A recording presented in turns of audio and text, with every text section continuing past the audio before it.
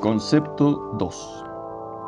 Cuando en 1955 los grupos de Alcohólicos Anónimos confirmaron la Carta de Constitución, Estatutos o Acta Permanente para su Conferencia de Servicios Generales, ellos por consiguiente delegaron en la conferencia la autoridad total para el mantenimiento activo de nuestros servicios mundiales y en consecuencia convirtieron la conferencia en la voz verdadera y en la conciencia efectiva de toda nuestra sociedad, excepto en lo concerniente a cualquier cambio en las 12 tradiciones o en el artículo 12 del Estatuto de la Conferencia.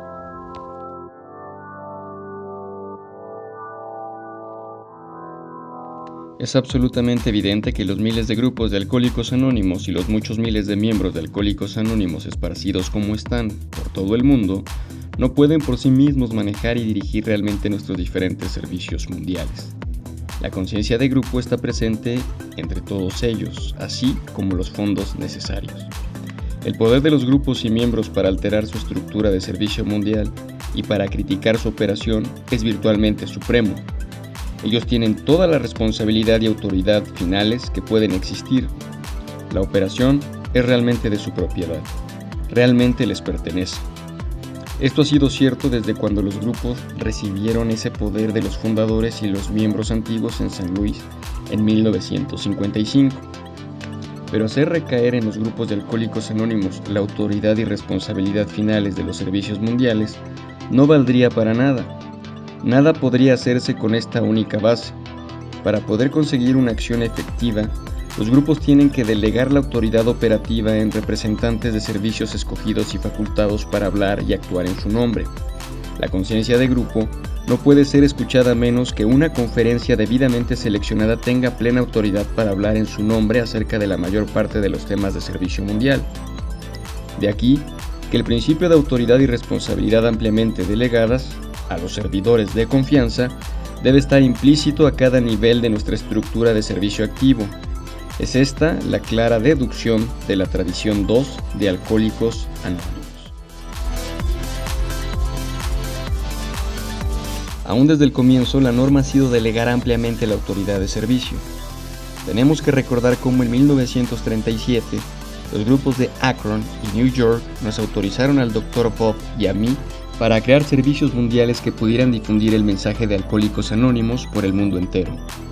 Estos grupos inexpertos nos dieron la autoridad para crear y dirigir los servicios mundiales. Conforme con esa acción, tuvimos la responsabilidad final y la autorización inmediata para hacer funcionar el proyecto y mantenerlo en operación. Pero nosotros sabíamos, interiormente, que era muy poco lo que podíamos hacer, de suerte que necesitábamos encontrar servidores de confianza para que nos ayudaran. A medida que el tiempo fue pasando, encontramos que teníamos que delegar en aquellos amigos una gran parte de nuestra propia autoridad y responsabilidad.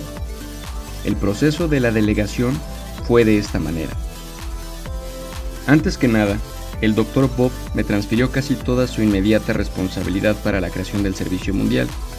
En Nueva York, teníamos más probabilidades de encontrar amigos de ayuda económica y acordamos por este motivo localizar en aquella ciudad nuestro centro de servicio mundial. Yo empecé a buscar amigos de confianza no alcohólicos que pudieran ayudarnos y en 1938 se creó la Fundación Alcohólica como una pequeña sindicatura con miembros alcohólicos anónimos y amigos no alcohólicos. Al principio, los custodios de nuestra nueva fundación se hicieron cargo únicamente de los aspectos monetarios. Poco a poco, sin embargo, se vieron obligados a asumir muchas otras responsabilidades porque yo no podía personalmente desempeñarlas en forma permanente. Por este motivo, se fue añadiendo a los custodios responsabilidad y autoridad tan pronto como fue posible. Por ejemplo, en 1940, un año después de la publicación del libro Alcohólicos Anónimos, todos nos dimos cuenta de que debíamos incorporar ese recurso para el beneficio de toda nuestra comunidad. Por consiguiente, la propiedad registrada de Works Publishing Inc., una empresa editora que yo había ayudado a organizar separadamente, se entregó a la Junta de Custodios. Casi todas las ganancias del libro eran necesarias entonces para financiar la oficina de servicios generales que había establecido para Alcohólicos Anónimos. Los custodios, por lo tanto, tuvieron como actividad principal el manejo operativo de la oficina, porque se les había confiado el manejo de los fondos que hacían posible su sostenimiento. Consecuentemente, en lo pertinente a decisiones financieras, yo me convertí únicamente en consejero. delegué así otra importante porción de mi autoridad original. Cuando en 1941 los grupos empezaron a enviar contribuciones a la Fundación Alcohólica para el sostenimiento de nuestra oficina de servicio general, se completó el control financiero de los servicios mundiales por parte de nuestros custodios. Después de algún tiempo, empezó a hacerse notorio que la política de relaciones de Alcohólicos Anónimos con el público, una tarea importantísima, no podía seguir confiándose exclusivamente en mi persona. Por consiguiente, se pidió a los grupos que dieran a los custodios de la fundación un completo control en este crítico campo. Poco más tarde, los custodios se encargaron de la jurisdicción de nuestra revista nacional de Alcohólicos Anónimos Grapevine, la cual había sido organizada separadamente por otro grupo de voluntarios. Y en la misma forma se procedió con cada uno de nuestros servicios. Yo todavía actuaba como consejero en la operación de nuestras oficinas centrales, pero la Junta de Custodios tenía la completa responsabilidad legal de todos nuestros asuntos. Para el Dr. Bob y yo, al mirar hacia el futuro, era patente que la única manera posible de funcionar era delegar autoridades amplias a la Junta de Custodios. A pesar de aquellas delegaciones, el Dr. Bob y yo sentíamos íntimamente que teníamos todavía una gran responsabilidad para con Alcohólicos Anónimos y su futuro, para organizar y estructurar adecuadamente nuestros servicios mundiales. Si algo malo seguía dentro de ellos, sería por culpa nuestra, puesto que los grupos todavía nos tenían a nosotros como sus guías para la dirección de los negocios en el mundo y no a los escasamente conocidos custodios. En el curso de este desarrollo se vio claramente la diferencia que existía entre autoridad final y autoridad inmediata de servicio. Ya en 1945 había empezado a ser evidente que la responsabilidad y la autoridad finales del servicio de los cofundadores nunca debería entregarse totalmente a una junta de custodios.